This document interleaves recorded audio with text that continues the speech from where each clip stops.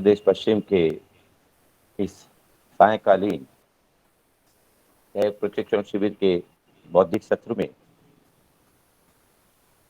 आयुर्वेद विषय के साथ आगे बढ़ने से पूर्व भारतीय वैदिक सनातन संस्कृति के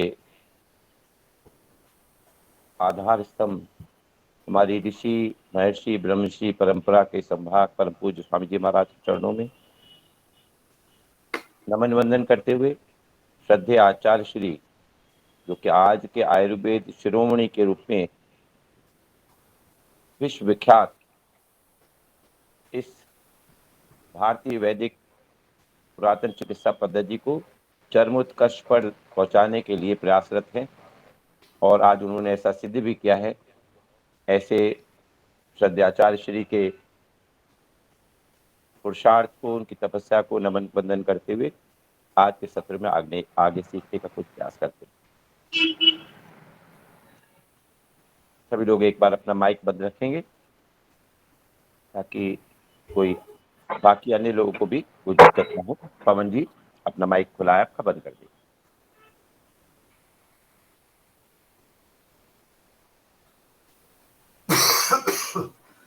जितने भी आदरणीय विनोद जी, आपका माइक खुला है, कृपया बंद कर दें। तो हम अभी अपनी अपनी प्रवृत्ति की बात कर रहे थे। अभी एक बहन कह रही थी कि मेरे को गुस्सा बहुत आता है, मेरे कंसंट्रेशन नहीं होता, मेरा ध्यान नहीं लगता। ये सब मनुष्य की प्रकृति के ही तो स्वरूप हैं। मैंने इससे पहले भी बताया था कि मनुष्य बाल्यकाल में किशोरावस्था तक शरीर में कफ दोष की प्रधानता रहती है। हमारी जो भी प्रकृति निर्धारित हो गई प्रकृति के अनुसार जन्म के समय, लेकिन उसके बाद भी सभी बच्चों के अंदर किशोरावस्था तक शरीर में कफ दोष की प्रधानता रहती है। यानी थोड़े से भी असामान्य गतिविधि से हमारे शरीर में ये कफ जो है तुरंत प्रकोपित हो जाता है। ऐसे ही हमारे शरीर के अंदर यौवनावस्था से लेकर प्रौढ़ावस्था तक पित्त तत्व की प्रधानता रहती है। और पित्त तो फिर आपने देखा कि उसमें पंचमहाभूत कौन कौन से हैं? अग्नि है और जल है। अब जिस अग्नि और जल दोनों जहां पर हो तो अग्नि तो खौल रही है, अग्नि सब तापित कर रही है। जितने भी एसिड हैं ये उसी के प्रतिनिधित्व हैं, उनमें अग्नि रहती है। ऐसे ही शरीर के अंदर भी सभी प्रकार की अग्नियों का प्रतिनिधित्व ये पित्त कर रहा है।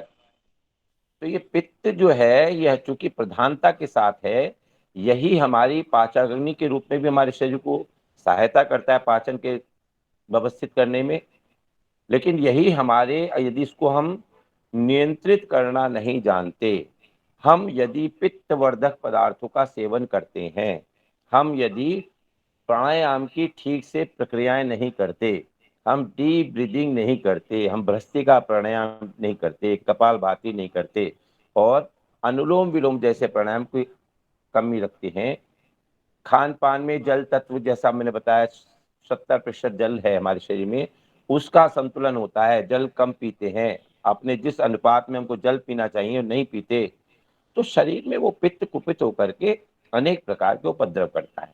वो पाचन से बिगाड़ करके हमारे स्वभाव को, मन को विचलित करता है। और मैंने जैसे बताया था शुरू में कि आयुर्वेद हमारे मनोदैहिक स्वरूप की चिकित्सा करता है, यानी मन की भी और देह की भी। तो देह से हमारा मन संचालित हो रहा है और मन से हमारा देह प्रभावित हो रहा है। तो आपको जो गुस्सा आ रहा है उससे आपके शरीर की जो क्रियाएं प्रभावित हो रही हैं कि आपका एकाग्रता से आपका मन ही नहीं लग पा रहा, ध्यान नहीं लग पा रहा, आपको जो पढ़ाया जा रहा है वो सिर के ऊपर से निकल रहा है। इसीलिए कि क्योंकि आपके उस पित्त का प्रभाव आपके देह पर पड़ रहा है, आपकी एकाग्रता भंग हो रही है, आप बैठ कर के ठीक से अपने ध्यान को लगा ही नहीं सकते। पित्त आज मैं थोड़ा सा इसी विषय में आपको थोड़ा पढ़ाना चाहता हूँ। हमने जाना था कि वात पित्त कफ क्या है। वात में आकाश और वायु तत्व की, पंचमहाभूत की उपस्थिति रहती है। पित्त में अग्नि और जल की, तथा कफ में पृथ्वी और जल तत्व। अब ऐसे में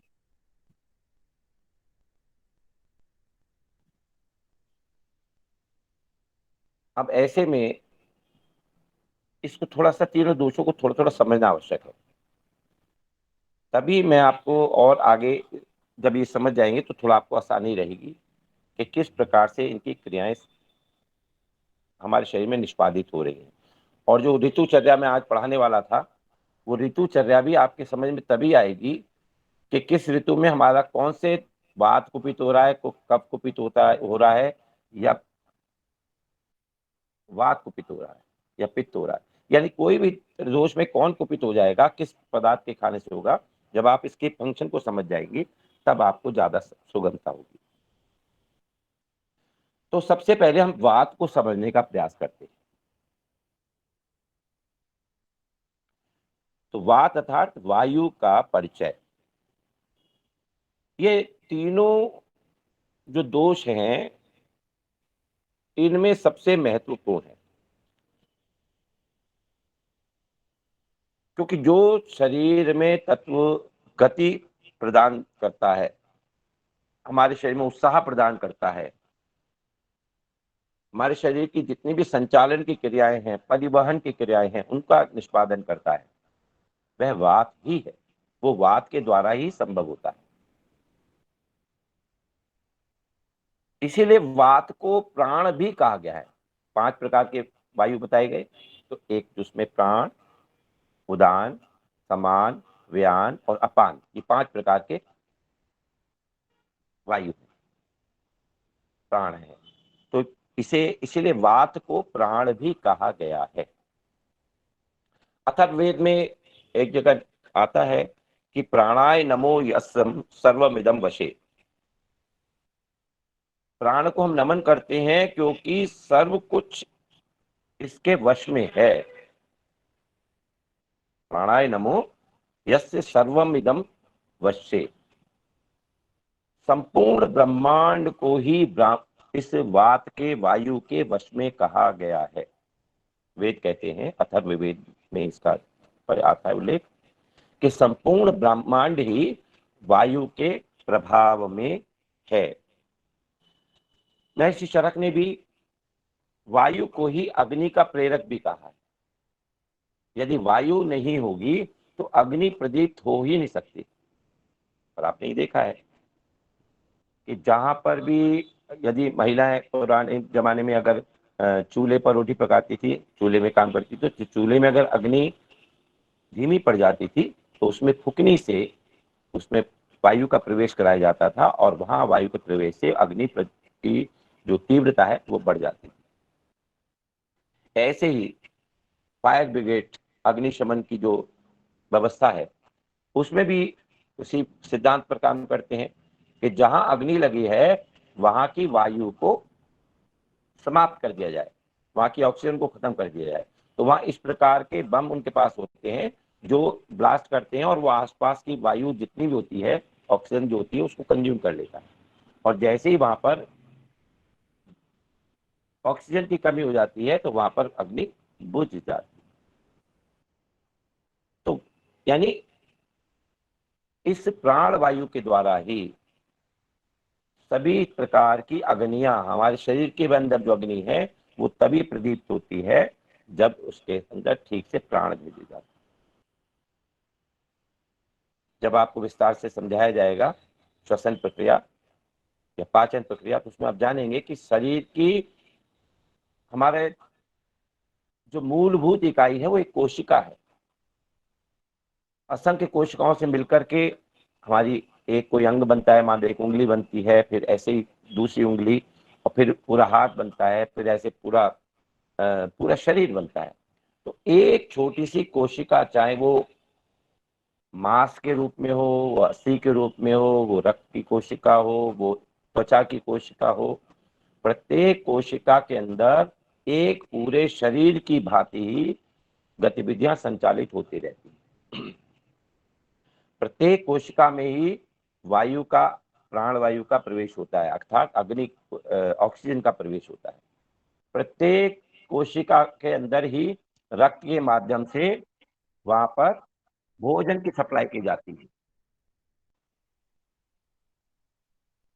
और भोजन वहां जब जाता है तो भोजन के जाने के बाद वहां पर उसको ग्रहण किया जाता है, और वायु की उपस्थिति के साथ ही उसका प्रज्वलन होता है। और कोशिका की एक कहना चाहिए रचना है माइटोकॉन्ड्रिया, जिसे प्रत्येक कोशिका का बिजली घर कहा गया है। उस माइटोकॉन्ड्रिया में ऑक्सीजन और ग्लूकोज जो ईंधन के रूप में हमको प्राप्त हुआ है, वहां पर उसके संयोजन से फिर एटीपी ऊर्जा और जल का निर्माण होता है, और यूरिक एसिड बनता है। यानी कार्बन जो पृथ्वी तत्व से आता है उसके संयोजन से ऑक्सीजन का संयोग बनता है, और CO2 बनती है, कार्बन डाइऑक्साइड। और वो विषैली गैस है, उसको शरीर फिर वो कोशिका वापस रक्त में भेज देती है, और वो रक्त के माध्यम से शिराओं के द्वारा फिर एकत्र होकर के हृदय में आता है। हृदय उसको सफाई करने के लिए कहाँ भेजता है? फेफड़े में। और फेफड़े में जाने के बाद फेफड़े की जो कोशिका बारीक झिल्ली द्वारा बनी हुई है, छोटे छोटे कोष्टक है, जैसे मधुमक्खी का छत्ता होता है, ऐसी रचना रहती है। वहां पर वो कार्बन डाइऑक्साइड बाहर निकल जाती है, और श्वसन के द्वारा जो हमने बढ़िया स्वस्थ वायु ली थी, वो ऑक्सीजन युक्त वायु लेकर के रक्त फिर जो है फिर वापस उस कोशिका को पहुंचाने लगता है। यानी प्राण के द्वारा ही हमारे शरीर की भी ऊर्जा जो बन रही है, ऊर्जा की जो उत्पत्ति हो रही है, जिससे हमारा पूरा शरीर चेतनता को प्राप्त हो रहा है, ये भी वात के द्वारा ही संभव है। इसके अलावा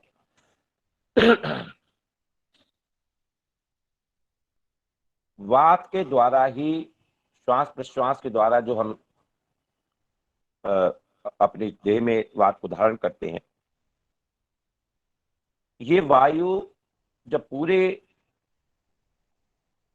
जो हमारा तंत्र है, यानी जो पाचन तंत्र है, जैसे मान लीजिए, तो पाचन तंत्र में भी परिवहन का काम क्या हो रहा है कि मुख से हमने भोजन डाला और उसको गले की नलिका तक भेजा, स्टमक में पहुंच गया, आमाशय में पहुंच गया।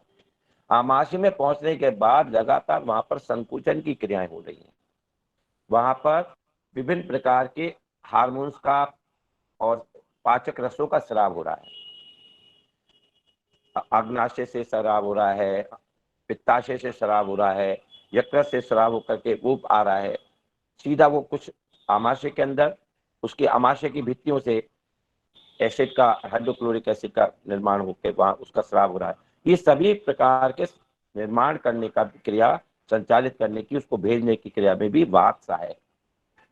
इसके अलावा वात शरीर का जो भोजन हमें वहां मिला, आमाशय में गया था, वो संकुचन आंतों में होता हुआ भोजन आगे बढ़ता है, और जब आगे बढ़ता है उसको संकुचन करके भोजन को आगे बढ़ाने का काम भी वात ही करता है। वात ही हमारे रक्त को लेकर के हृदय से धमनियों के द्वारा कोशिका तक पहुंचाता है, और वहां से पिछड़ाओं के द्वारा लेकर वापस आता है। वात के द्वारा ही जितनी भी तंत्रिकाओं के द्वारा जो सेंसेशन, जो कहना चाहिए संवेदनाएं, सूचनाएं भेज दी जाती हैं, वो भी उसका भी नियंत्रण वात के द्वारा ही है। अब आप देखिए कि वात की उपस्थिति शरीर में सभी प्रकार की क्रियाओं के संपादन के लिए परम आवश्यक है, और ऐसे में उस वात के कारण से ही हमारे शरीर की चूंकि क्रियाएं संपादित हो रही हैं। अगर वात कमजोर हो जाएगा तो आपका पाचन कमजोर हो जाएगा, पचना बंद हो जाएगा, आपके रसों का जो हार्मोन्स का स्राव है, जो आपके व्यवहार को, आपकी बहुत सारी क्रियाओं को संपादित करते हैं, उनका स्रावित होना बंद हो जाएगा। आपके पाचक रसों का स्राव कम हो जाएगा, आपके रक्त की प्रवाह जो है वो अनियमित हो जाएगा। यानी उससे संबंधित, और अगर रक्त का प्रवाह अनियमित होता है तो क्या कहते हैं? लो ब्लड प्रेशर हो गया, या हाई ब्लड प्रेशर हो गया, या भोजन पच नहीं रहा है, भोजन वहीं रुका हुआ है, गैस बन रही है, वहां खट्टी डकारें आ रही हैं। अनेक प्रकार के जो रोग आपको दिखाई देते हैं, वो वात के कम हो जाने या बढ़ जाने के कारण से। यहां तक समझ में आया?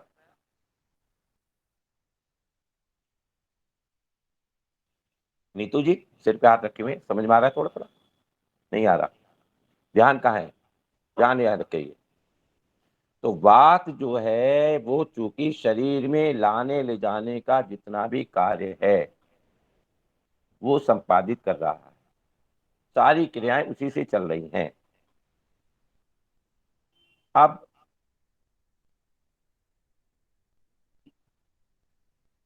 हमारी जितनी भी, कहना चाहिए, शरीर के अंदर ज्ञानेंद्रियां हैं, कर्मेंद्रियां हैं, नाक से सूंघना है, कान से सुनना है, जीभ से बोलना है, ये सारी क्रियाएं भी वात के द्वारा ही संपादित हो रही हैं, संचालित हो रही हैं। हमारे शरीर के जितने भी स्रोत हैं,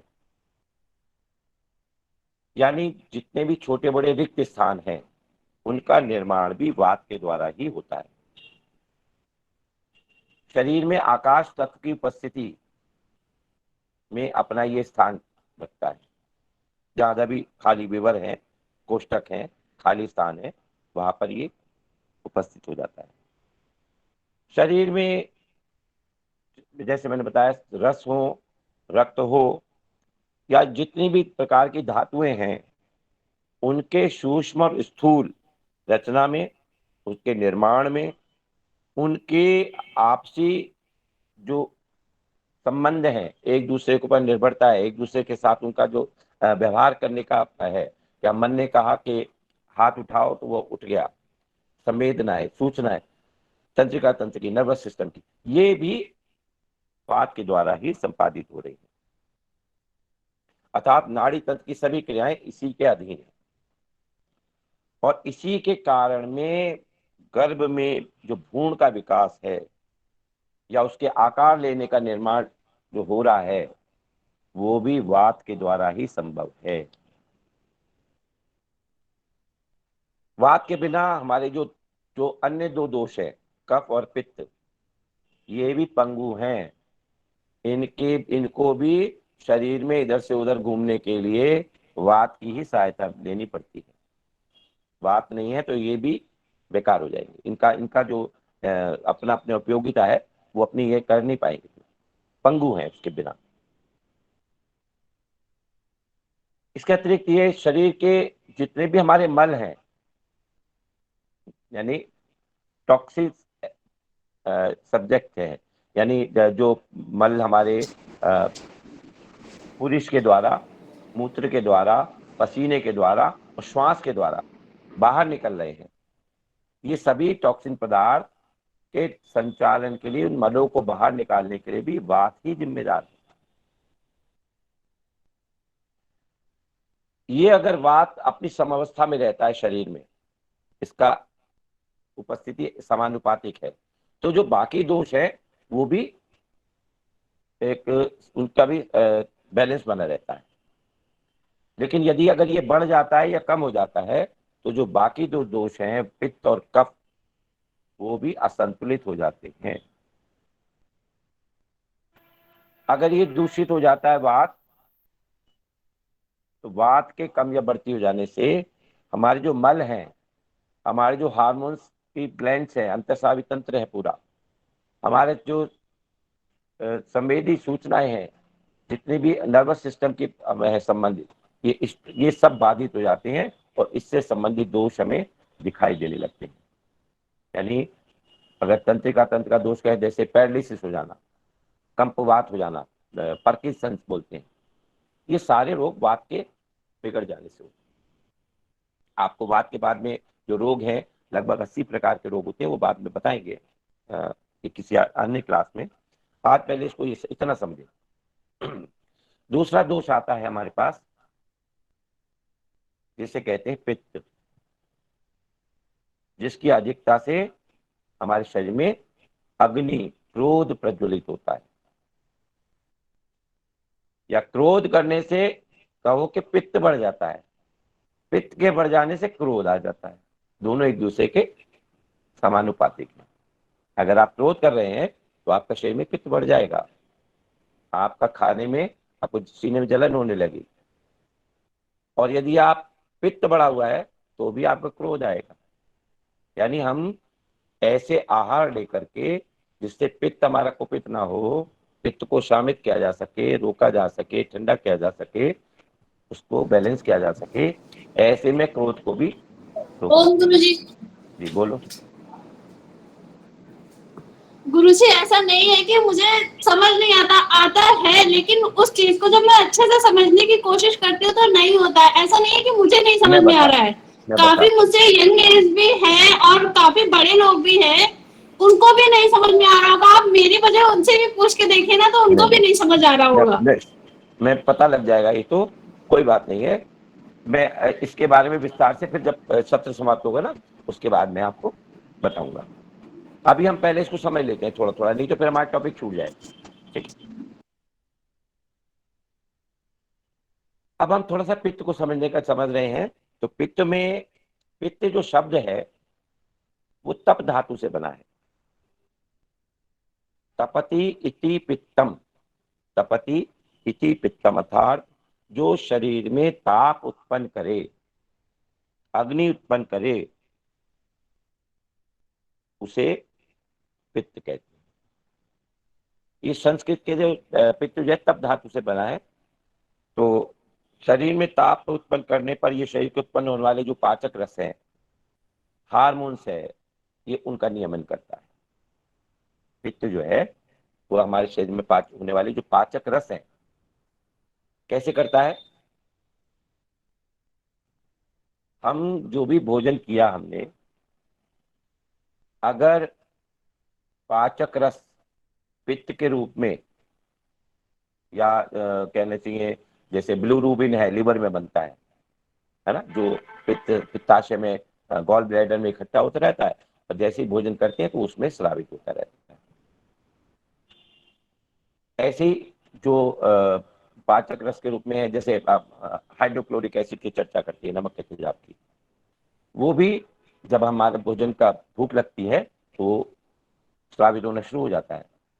और कई बार जब भोजन सामने नहीं आता तो हम कहने लगते हैं कि पेट में आग लगी है भैया, भूख लगी है बहुत तेज, पेट में चूहे कूद रहे हैं ना, पेट में जलन सी होने लगती है। तो ये उसी कारण से हो रहा है कि उनका श्राप हो रहा है। और उनके श्राप, जो पाचक रसों का श्राप हो रहा है, जिनसे हमारे पाचन की प्रक्रिया संपादित होनी है, जिनसे हमारे शरीर को चलने के लिए ईंधन प्राप्त होना है। अब मैं और थोड़े सरल शब्दों में समझाने का प्रयास करता हूँ। हमारे शरीर में हम जो भी कुछ भोजन करते हैं, वो चाहे कार्बोहाइड्रेट के रूप में हो, चाहे प्रोटीन के रूप में हो, चाहे वो फैट के रूप में हो, चाहे वो जैविक उत्पाद हो, या वो वनस्पतिक उत्पाद हो, पेड़ की जड़ हो, पेड़ के पत्ते हो, पेड़ के फल हो, पेड़ की छाल हो, पेड़ की जड़ हो। पेड़ की जड़ कौन सी खाते हैं हम? मूली, गाजर, आलू, अरबी, है ना। फल खाते हैं, बीज खाते हैं, क्या? गेहूं, जितने भी अनाज है, बहुत सारे मसाले, यानी सब कुछ हम खाते हैं। अंततः वो किस में कन्वर्ट होता है? वो कन्वर्ट होता है ग्लूकोज में। ग्लूकोज हमारे शरीर का वो ईंधन है जो वायु, प्राण वायु जिसको कहा जाए, प्राण वायु अर्थात ऑक्सीजन के संयोग से प्रत्येक कोशिका में रक्त के द्वारा पहुंच करके वो ग्लूकोज और वो ऑक्सीजन के संयोजन से वहां पर जो रासायनिक क्रिया होती है उसके माध्यम से एटीपी के रूप में ऊर्जा बाहर निकलती है। वो ऊर्जा, वो चेतनता पूरे कोशिकाओं से इकट्ठी होकर के पूरे शरीर को गर्मी देती है, पूरे शरीर को चलाती है। अब शरीर का ईंधन क्या हो गया? इसका मतलब है ग्लूकोज। अब जब ग्लूकोज नहीं बनेगा, ग्लूकोज नहीं बनेगा तो क्या होगा कि हमारे शरीर को ईंधन नहीं मिलेगा। ग्लूकोज कैसे बन रहा है? यानी जो हमारा पाचन प्रक्रिया है वो शरीर के ईंधन को बनाने की फैक्ट्री है। पूरा डाइजेस्टिव सिस्टम हमारा क्या है? ग्लूकोज बनाने की फैक्ट्री है।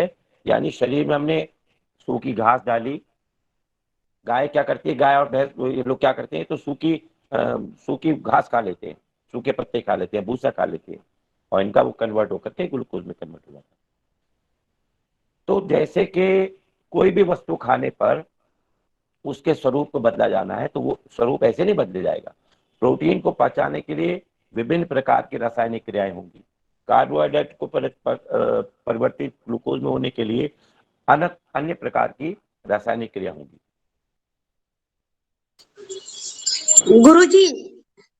गुरुजी एक जानकारी लेनी थी आपसे। अगर बाद में व्यक्तिगत क्वेश्चन कर लेंगे क्लास के बाद तो अच्छा रहेगा ना। हाँ, सभी को डिस्टर्ब होता है सिर्फ। तो हम जो ईंधन बना रहे हैं, अगर हमारा ईंधन कम बनेगा, ये क्या कहा गया है इसको कहा गया है आयुर्वेद में सप्त धातु में पहली धातु कौन सी? रस। रस का निर्माण होगा तो रस के निर्माण से ही बाकी जो शरीर के अंदर अब फिर मांस बनेगा, उसी से ग्लूकोज जाएगा तो उसी से ताकत, बाकी मांस भी बनेगा, हमारी हड्डियां भी मजबूत होंगी, हमारा रक्त भी बनेगा, हमारे अस्थि मज्जा बनेगी, जितने भी सप्त धातु है उससे पुष्ट होंगी। यानी पहली धातु बनेगी रस। रस में क्या है? ग्लूकोज। ठीक है, समझ में आया? इसका निर्माण कौन करेगा? इसका निर्माण कर रहा है पित्त। अगर शरीर में पित्त नहीं होगा तो पित्त के कुपित होने से, अधिक हो जाने से तीव्रता हो जाएगी, शरीर में जल्दी गर्मी हो जाएगी, शरीर में पानी की कमी होने लगेगी, शरीर में कफ कम हो जाएगा, शरीर में पाचन तीव्र होकर के शरीर को नुकसान पहुंचाने लगेगा, ये कहिए। क्योंकि पित्त के कुपित होने से भी लगभग 40 प्रकार के रोग होते हैं। स्किन डिजीज है, कोशिकाओं की स्वरूप बिगड़ जाना, उसमें फोड़े फुंसी आ जाना, जलन हो जाना अग्नि के ताप के कारण से, इस प्रकार के जितने भी रोग हैं ये सब पित्त के कारण से होते हैं। पाचन का खराब हो जाना, अगर पित्त मान लो कम हो गया है, अग्नि कम हो गई है तो पाचन बिगड़ गया है, गैस बन रही है, पेट खराब हो गया है, कब्ज हो गई है, बहुत सारे ऐसे रोग जो है तो पेट से। यानी पहले ही इसका पाचन होना ठीक से, जिससे कि शरीर का जो ईंधन बन रहा है वो ठीक से बन जाए, वो परम आवश्यक है। और उसका कार्य कौन करा रहा है? पित्त कराता है। तो पित्त भी अपने आप में बहुत महत्वपूर्ण निर्दोष है। तो पित्त से ही हमारे शरीर के जो सप्त धातुएं हैं उस पर, उनकी पौष्टिकता पर, उनके निर्माण पर, उनके पोषण पर अवलंबित है। यानी पित्त अगर ठीक से काम कर रहा है, हमारी पाचक अग्नि, मैंने शुरू में बताया तो अष्टांग आयुर्वेद है, उसमें पहली चिकित्सा काय चिकित्सा है। काय अर्थात अग्नि चिकित्सा, वो अग्नि चिकित्सा पाचन चिकित्सा ही है। यानी पेट को ठीक रखना जिससे कि हमारे शरीर के सारे अंग पोषित होते रहें, रस धातु का निर्माण ठीक से हो। शरीर में जो, चूंकि हमने बताया अग्नि का प्रतिनिधित्व करता है, तो अग्नि के समान शरीर के ताप को भी नियंत्रित रखने में इसकी विशेष भूमिका है। शरीर में अग्नि का आश्रय स्थल इसे कहा गया अग्नाशय को। अग्नाशय अर्थात इंग्लिश में कहा है इसको पैनक्रियाज। पैनक्रियाज जहां पर बहुत सारे पाचक रस बनते हैं, जहां पर इंसुलिन भी बनता है। इंसुलिन क्या? जिसकी अनियमितता से हमारे शरीर में, उसका काम क्या है? शरीर में जो भी ग्लूकोज बना है वो ग्लूकोज रक्त में उसकी कितनी मात्रा दी जाए, शरीर के कोशिकाओं में कितना हमें ग्लूकोज पहुंचाना है, ईंधन पहुंचाना है, ताकि उसके द्वारा समुचित शरीर का तापक्रम, शरीर की आवश्यकताएं, शरीर का पोषण हो सके। लेकिन उस अग्नि के आश्रय स्थल को यदि वो खराब हो जाता है तो इंसुलिन, जो शरीर के जो हार्मोन बन रहा है, वो शरीर के ताप को नियंत्रित रखने का काम करता है, शरीर की ग्लूकोज को नियंत्रित रखने का काम करता है ब्लड में। वो हम फिर रोगग्रस्त हो जाते हैं। हम क्या कहते हैं? हमें डायबिटीज हो गई, मधुमेह का रोग हो गया। मधुमेह का रोग क्या है? कि ब्लड के अंदर अनियमित मात्रा ग्लूकोज की हो जाना, जबकि उसकी नियमित रहनी चाहिए, व्यवस्थित रहनी चाहिए। अब अग्नाशय क्यों पीड़ित होता है? अग्नाशय जो अग्नि का आश्रय स्थल है, वही वो शरीर का एक तरह से रेगुलेटर भी है। जैसे घर में पंखा होता है तो हम उसको कमती बढ़ती करते रहें तो वो ऑटोमेटिक रेगुलेटर है अग्नाशय, कि वहां से अग्नि का तापक्रम शरीर का कितना रहना है, 98.4 डिग्री फ़ारेनहाइट, 337 डिग्री सेंटीग्रेड। अगर आप देखते हैं कि 98 से 99 भी हो जाता है, 0.4% बढ़ने पर भी शरीर घिरा घिरा सा होने लगता है, शरीर में तंद्रा आने लगती है, सुस्ती आने लगती है, बोले आदमी एक हरारत सी हो रही है, मेरी तबीयत ठीक नहीं है। यानी उस तापक्रम को जरा सा भी ऊपर नीचे होना शरीर की हमारी कार्य प्रणाली को बाधित कर देता है। तो हमें किसी भी हालत में जो हमारा पेनक्रियाज है वो ठीक रहना चाहिए, यानी वहां से जो स्राव हो रहा है उसको ठीक से रहना चाहिए। वो क्या हुआ, अग्नि का आश्रय स्थल। तो जब हम क्रोध करते हैं, अब योगश चित्त वृत्ति निरोधा, इसलिए चित्त की वृत्तियों को नियंत्रण में रखने के लिए, उनका निरोध करने के लिए क्यों कहा गया है, नियमन करने के लिए क्यों कहा गया है, कि उनका हमारे शरीर पर प्रभाव पड़ रहा है।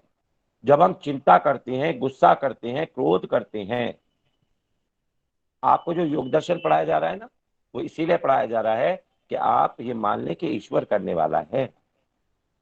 आप बेकार चिंता करके अपने शरीर को खराब कर रहे हो, गुस्सा आ रहा है आपको, अपने शरीर का पित्त बढ़ा रहे हो, और उससे क्या हो रहा है कि आपका पेनक्रियाज खराब हो रहा है, आपको डायबिटीज होने वाली है।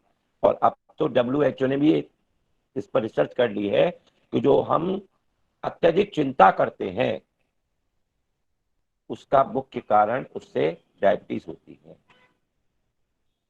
यानी आज डायबिटीज होने का मुख्य कारण टेंशन है, तनाव है, ये सिद्ध हो गया है। इसलिए सबसे पहला कार्य क्या हुआ कि हमें अपनी जो चित्त की वृत्तियां हैं उनको नियमित रखना है, उनको उन पर नियमन रखना है, उन पर कंट्रोल रखना है। उसमें सहायता कौन करेगा, योग दर्शन, जो इससे पहले हमें विनोद जी पढ़ा रहे थे। कि हम सब कुछ मान के चले ना कि सब कुछ हमारे नियंत्रण में नहीं है, हमारे अंदर उस परमपिता परमेश्वर का केवल एक कण मात्र, मतलब उसकी चेतनता का एक अंश है केवल। उस सागर की एक छोटी सी एक गगरी बल जल है, उसके अंदर वो गुण तो है ईश्वरीय, हम ब्रह्मास्मि बता रहे थे, लेकिन हम ईश्वर नहीं हो सकते।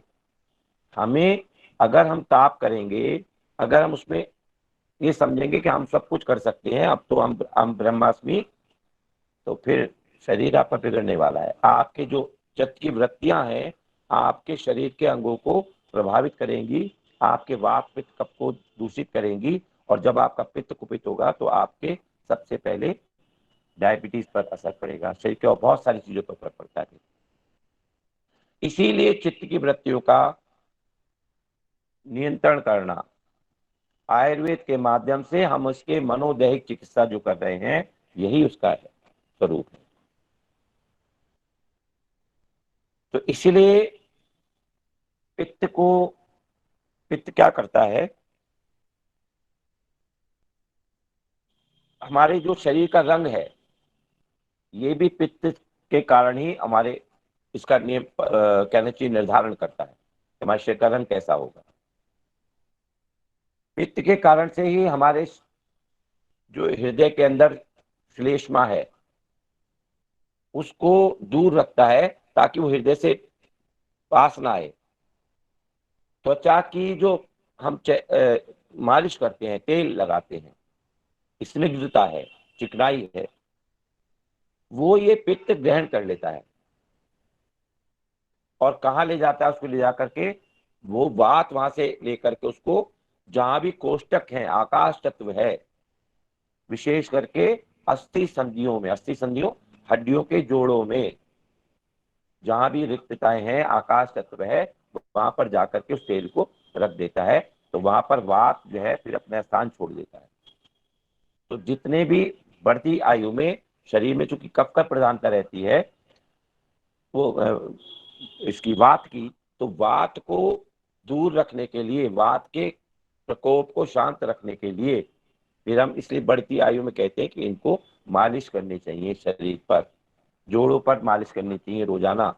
तो वो जो तेल सोखेगी त्वचा, वो कौन अवशोषण करेगा, पित्त करेगा, और वहां से वात लेकर के उसको जाएगा कहाँ, आकाश तत्व जहां है, जहां कोष्टक है, विवर है, उन विवर में स्थित वात को वो बाहर फेंक देगा और वो हमारा अंग ठीक हो जाएगा। तो तो शरीर जो हम जितने भी प्रकार की क्रियाएं करते हैं, प्रत्येक क्रिया का स्नेहन, मर्दन, ये स्वेदन, ये जो आयुर्वेदिक उपचार की बहुत सारी विद्या ना, पंचकर्म छठकर्म में, ये सारी इसी तीनों दोषों को नियमित करती है सबसे। और योग दर्शन के माध्यम से हम जानते हैं कि हम अपने कैसे मन की वृत्तियों को ठीक करें। और उसमें हम गीता में बहुत अच्छे अच्छे श्लोक हैं जो योग दर्शन में लिए गए हैं कि हम ये मानकर चलें कि ईश्वर जो कुछ कर रहा है वो हमारे अच्छे के लिए कर रहा है। हम यदि ईश्वर अभी विनोद जी समझा रहे थे आपको कि ईश्वर हम नहीं है, ईश्वर की हमारे अंदर गुण तो है उस समुद्र जैसे, लेकिन हम समुद्र नहीं है, हम ईश्वर नहीं है। लेकिन यदि हम उसके जैसे व्यवहार करते हैं, जो ईश्वर के अंदर अच्छे अच्छे गुण हैं उनको अपनी साधना करते हैं, तो अभ्यास और वैराग्य की साधना से सभी कुछ प्राप्त किया जा सकता है, ऐसा गीता कहती है। तो हमें लगातार यदि अभ्यास करेंगे तो हमारा गुस्सा भी कम होगा। हम अपने बच्चों को अपनी जो बाकी अन्य दैनंदिन हमारी गतिविधियां हैं, हम जिस भी प्रोफेशन में हैं उसको अपनी जिम्मेदारी समझ करके, ईश्वरीय कार्य समझ करके पूर्ण कर पाएंगे। और उसमें फिर उतनी कुशलता होगी, उसमें पूर्णता होगी, क्योंकि उसमें हमारा पूरा मन लगा होगा। खाना बनाएंगे पूर्णता के साथ बनाएंगे, पूर्ण मन के साथ, तो उसमें स्वाद आएगा, उसमें रुचि आएगी, उसमें रस उत्पन्न होगा। हम यदि कहीं किसी ड्यूटी करते हैं, पुलिस की ड्यूटी करते हैं, किसी ऑफिस में करते हैं, तो पूर्णता से अपने सारे जितने भी हमने काम लक्ष्य लिया है उस दिन का, उसको लक्ष्य को पूर्णता के साथ कर पाएंगे, क्योंकि हमारी एकाग्रता बढ़ती है, हमारे मन का विचलन कम होता है। तो योग दर्शन और ये सबका समुच्चय हमारे व्यक्तित्व को प्रभावित करने के लिए, व्यक्तित्व के विकास के लिए कितना आवश्यक है, कि आप समझ पा रहे होंगे। और ये तीनों एक दूसरे से जुड़े हुए हैं, आयुर्वेद जुड़ा हुआ है, योग दर्शन जुड़ा है, आसन, व्यायाम, प्राणायाम सब कुछ एक दूसरे से जुड़े हैं। इसलिए आपको समन्वित तरीके से सभी प्रकार की चिकित्साएं करने के बताया जा रहा है। तीसरा जो हमारा देखते हैं कि जितने भी हमारे मानसिक कार्य हैं, मेधा है, हमारा शौर्य है, वीरता है, हमें साहस है, उत्साह है, हमारे हर्ष और विषाद के जो गुण हैं, इनका संचालन भी पित्त के द्वारा, दोष के द्वारा ही होता है। अगर पित्त अधिक हो जाएगा तो हम बेचैन हो जाएंगे, लेकिन पित्त अगर शांत रहेगा तो हम आसानी से हंसने की मुद्रा में भी रहेंगे। इसीलिए गुस्सा आने पर कहा जाता है पानी पी लीजिए थोड़ा सा, कहते हैं ना, इसीलिए कहा जाता है पानी पीते ही वो पित्त थोड़ा शांत हो जाता है, डाइल्यूट हो जाता है, वो फिर आग जो है थोड़ी ठंडी होते ही शरीर में गुस्सा भी ठंडा होने लगता है। पित्त के सम न रहने पर जहां हमारा भोजन का पाचन नहीं होता, कफज भाव की वृद्धि होने लगती है, हमारे उत्साह में कमी आती है, क्योंकि कफ जब ज्यादा रहेगा तो अभी किनको पदार्थ से नींद आती रहती है, तो कफ की जब प्रवृत्ति बढ़ती है तो फिर हमारे शरीर में उत्साह की कमी आती है, और जब उत्साह की कमी आती है तो शरीर ढीला ढाला होने लगता है, मर्जी से कर लिया, मर्जी से नहीं करा काम। और हमारे हृदय और फेफड़ों में भी जो कफ है वो एकत्र होने लगता है, तो पित्त की कमी भी होने पर इस प्रकार के रोग होने की संभावना बढ़ जाती है। अब यदि जो 5 प्रकार की वायु है, ये कहाँ कहाँ इनका वास होता है, जैसे मैंने बताया था सुबह जल्दी उठना चाहिए, कल स्वस्थ में बता रहा था, दिनचर्या के समय हमें एक पैर पहले, सूर्योदय से पहले पैर, जिसे ब्रह्म अमृत वेला कहा गया है, उसमें उठना है। तो उस समय हमारे शरीर में अपान वायु की प्रधानता रहती है। तो 5 प्रकार के बताए थे प्राण, मैंने प्राण वायु, उदान वायु, समान वायु, अपान वायु और व्यान वायु। अब ये कहाँ कहाँ शरीर में विद्यमान होते हैं?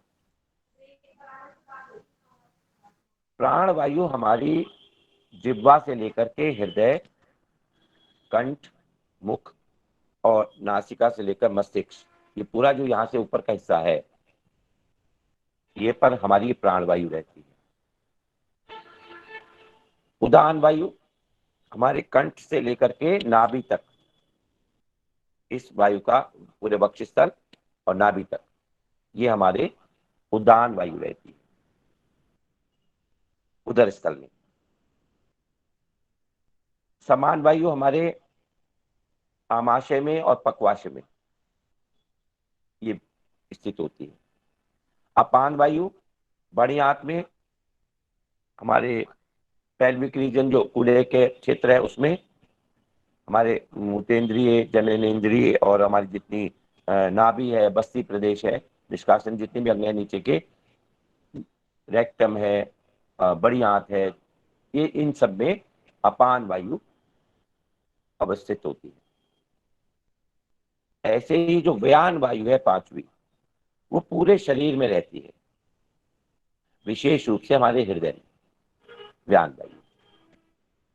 तो इनके अलग अलग, जैसे प्राण वायु है, तो प्राण वायु का जो नियंत्रण है, प्रभाव पड़ता है हमारे जो हिचकी आती है, हमें खांसी आती है, दमा की रोग है, जुकाम लग रहा है, गला बैठना है, भ्रम है, मूर्छा है, ये सभी हमारे प्राण वायु के दूषित होने से आते हैं। तो जब अभी आप एक कौन कह रही थी कि मुझको नींद आती रहती है, इसका मतलब है कि आपके शरीर में ऑक्सीजन तत्व की, प्राण वायु की कमी हो रही है। जब भी आपको नींद आने लगे तो आप डीप ब्रीदिंग करेंगे, गहरी गहरी श्वास लेंगे। वो पहला प्राणायाम कौन सा है? भ्रस्त्रिका प्राणायाम, नासिका से गहरे गहरे श्वास लेना। तो भ्रस्त्रिका प्राणायाम के लेने से आप देखेंगे कि 2 मिनट के अंदर जिस रक्त में ऑक्सीजन की मात्रा कम हो गई थी, प्राणवायु कम हो गई थी, एक उंगली के किसी भी कोने से, एक कोशिका से जो रक्त आया था, वहां पर ऑक्सीजन रक्त में कम था, वो वहां से होकर के वापस गया अशुद्ध रक्त लेकर के, और वापस फिर ऑक्सीजन युक्त रक्त लेकर आएगा। इतने एक चक्र को 2 मिनट में पूरा हो जाता है। और जब आपके सिर में दर्द हो रहा है, आपके नींद आ रही है, आप यदि 2 मिनट तक प्राण वायु का शरीर में अवशोषण करेंगे, प्राण वायु लेंगे, भ्रस्त्रिका प्राणायाम करेंगे, तो 2 मिनट के अंदर जब रक्त वापस आएगा, उसमें भरपूर ऑक्सीजन होगी, और आपका दर्द अगर सिर में कम होना शुरू हो जाएगा, आपको नींद आ रही है तो वो कम होनी शुरू हो जाएगी। आपका शरीर का कोई अंग, पैर आप बैठे बैठे रक्त कम हो गया है, वहां ऑक्सीजन कम हो गई है, सोने लगा है, सुन्नी आ रही है, जिसे कहते हैं पैर सो गया, हाथ सो गया, तो वहां 2 मिनट के अंदर अंदर वो ठीक हो जाएगा। और लगातार 5 मिनट तक करने पर वो पूरी तरह ठीक हो जाएगा। तो ये उपचार है, ये संकेत है कि वहां पर प्राणवायु कम हो गई। ऐसे ही आंख, नाक, कान, गले के जो रोग हैं, ये सब उदान वायु के कुपित हो जाने से या बिगड़ जाने से होते हैं। ऐसे ही जो समान वायु है, जो आमाशय और पक्वाशय में रहती है, तो जितनी भी अपच की रोग हैं, अग्निमंद होना, अजीर्ण हो जाना, अपच हो जाना, अतिसार या दस्त लग जाना, यानी जितना भी भोजन पचाने की प्रक्रिया का बाधित हो जाना, ये सब समान वायु से प्रभावित होती है। हमारा पेट खराब हो जाना। अब अपान वायु, जो कि बड़ी आंत और पेल्विक रीजन और नीचे जननेंद्रिय और मूत्रेंद्रिय वगैरह में रहती है, इसमें जैसे पथरी हो जाना, अश्वरी, पेशाब रुक जाना, पुरुषों में प्रोस्टेट की समस्या आ जाना, गुदा के रोग हो जाना, बगंदर हो जाना, कब्ज हो जाना, अर्श बवासीर जिसे बोलते हैं, पाइल्स, वो हो जाना, या मूत्र संबंधी रोग हो जाना, ये सारे जो है ये अपान वायु के दूषित होने के कारण होते हैं। इसलिए जो लोग जल्दी उठते हैं सुबह, अपान वायु के माध्यम से वो सारे जो उनका मल विसर्जन ठीक से हो जाता है, तो ये इस प्रकार के रोग उनको कभी नहीं हो सकते। इसलिए सुबह उठने वाला बहुत अपने आप में कई रोगों से बचा रहता है, स्वस्थ रहता है। इसलिए आयुर्वेद में दिनचर्या के लिए, रात्रिचर्या के लिए, ऋतुचर्या के लिए विशेष बताया गया है कि आपको कैसे व्यवहार करना है, कैसे रहना है, कब उठना है, कब सोना है। जो पांचवी वायु है वो सारे शरीर में है। शरीर में हमारे बुखार हो गया है, हमें अतिसार हो गया है, हमारे संचरण की जितनी भी क्रियाएं वो अगर शीतलता उसमें आ रही है, तो ये इसके कारण से फिर हमें दिखाई देती है। जो तीसरा दोष है, बस उसकी चर्चा करके हम बंद करेंगे आज के विषय को, और कल फिर हम अगले विषय पर जाएंगे। वो हम लेते हैं कफ का। तो कफ का परिचय क्या है? संस्कृत के अनुसार केन जलेन फलति निष्प्रद्यते इति कफः, ये सूत्र कहा गया है। इस वाक्य के अर्थ है कि जो जल से उत्पन्न होता है उसे कफ कहते हैं। जल में पृथ्वी तत्व के मिल जाने से जो पदार्थ बनता है उसको कफ कहते हैं। कफ की सांद्रता अलग अलग हो सकती है।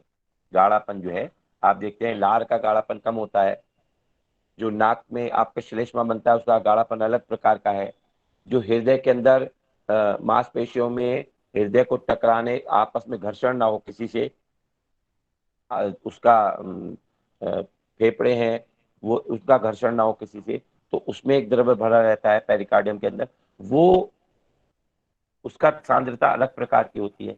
लेकिन ये सभी कफ का स्वरूप है। अगर ये शरीर के अंदर नहीं होंगे तो हमारे शरीर की जो अंग है एक दूसरे से टकराएंगे, घर्षण होगा, खराब हो जाएंगे। हमारे शरीर की, जैसे कहा जाता है, अलग अलग सेल की अलग अलग आयु होती है। हृदय की मांसपेशियां जो उनकी कोशिकाएं हैं उनकी आयु 200 साल की होती है। मस्तिष्क की कोशिकाओं की आयु 400 साल की होती है। जैसे ही जो स्किन की हैं या और जगह की हैं उनकी 1 महीने भी होती है, 20 दिन 22 दिन की जीवन चक्र पूरी प्रक्रिया रहती है। वो इतने दिन में मर जाती है, दूसरे कोशिका बन करके स्थान ले लेती है। तो ये तीनों जो हमारा जो कफ है ये भी उतना ही आवश्यक है जितना कि बाकी दो दोष हैं। यदि ये नहीं होगा तो शरीर के अंदर जो पित्त है, जो अग्नि है, वो शरीर को जला देगी। हमारे शरीर में जो रंग का प्रभाव है, यानी जो गोरा रंग देखते हैं, वो कफ के कारण से ही होता है। पित्त बढ़ जाने के बाद व्यक्ति का रंग जो है थोड़ा डार्किश होता जाएगा। हमारे शरीर के अंदर जितनी भी वृद्धि की क्रिया हो रही है, बढ़ने की हो रही है, जो बच्चे से विकास हो रहा है, बड़े बच्चे से बड़ा हो रहा है, उसको भी काफी प्रभावित करता है। इसके अलावा मनुष्य के अंदर जो काम शक्ति है, हमारे यहाँ शरीर में बल है, उत्साह है, हमारे घावों के भरने की जो प्रक्रिया है, हीलिंग पावर है, वो भी कफ के कारण से ही है। कफ ही इस प्रकार के पदार्थों के द्वारा शरीर की टूट फूट की मरम्मत करता है।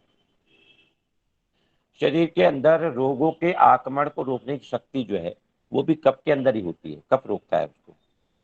हमारे जितने भी मानसिक और शारीरिक श्रम करने की जो हमारी क्षमता है वो भी कफ के द्वारा ही संचालित होती है।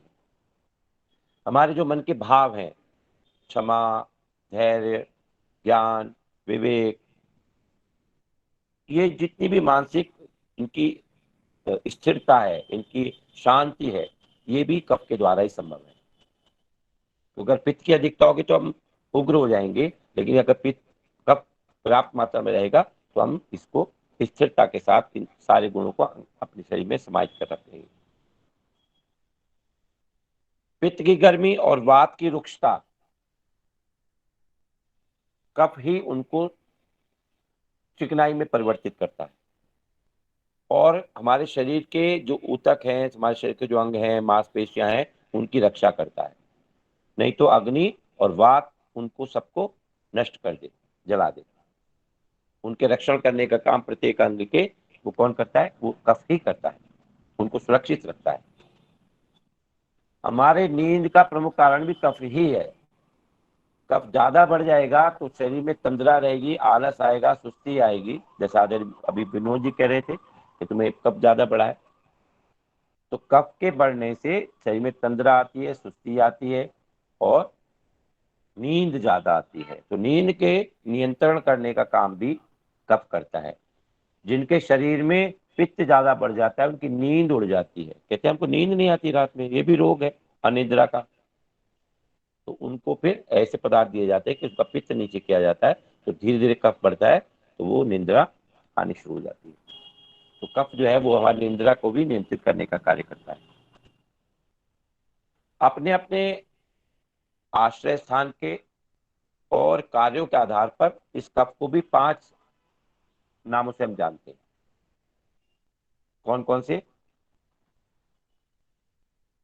एक है क्लेदक, दूसरा है अवलंबक, तीसरा है वेदक, चौथा है तर्पक और 5वां है श्लेषक। ये 5 प्रकार के कफ अपने अपने कार्य की प्रणाली के अनुसार और अपने जिस भी क्षेत्र में उपस्थित होकर अपने कार्य को कर रहे हैं उसके अनुसार इनको नाम इनका दिया गया है।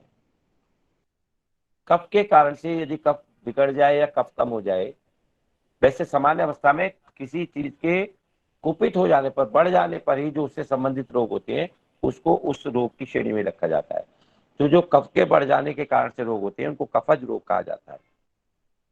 और कफज रोग लगभग 20 प्रकार के होते हैं। कफज रोग 20 प्रकार के होते हैं और पित्तज रोग लगभग 40 प्रकार के होते हैं और वातज रोग लगभग 80 प्रकार के होते हैं। इनके रोगों को बारे में अलग अलग समय चाहिए बताएंगे। तो आज हमने वात पित्त कफ तीनों को जाना कि क्या है और तीनों की आवश्यकता शरीर को है। तो ऐसे में इनका संतुलन बने रखना ही हमारे स्वास्थ्य की परिभाषा में आता है। यदि ये संतुलित है तो हमारा शरीर स्वस्थ है क्योंकि ठीक से काम हो रहा है। जहां भी एक दोष बढ़ गया तो बाकी 2 दोष कम हो गए। तो उन दोषों जो दोष कम हुए हैं उनकी तो शीतलता ही कर्मों में, और जो बढ़ गया है उसकी फिर अधिकता हो गई।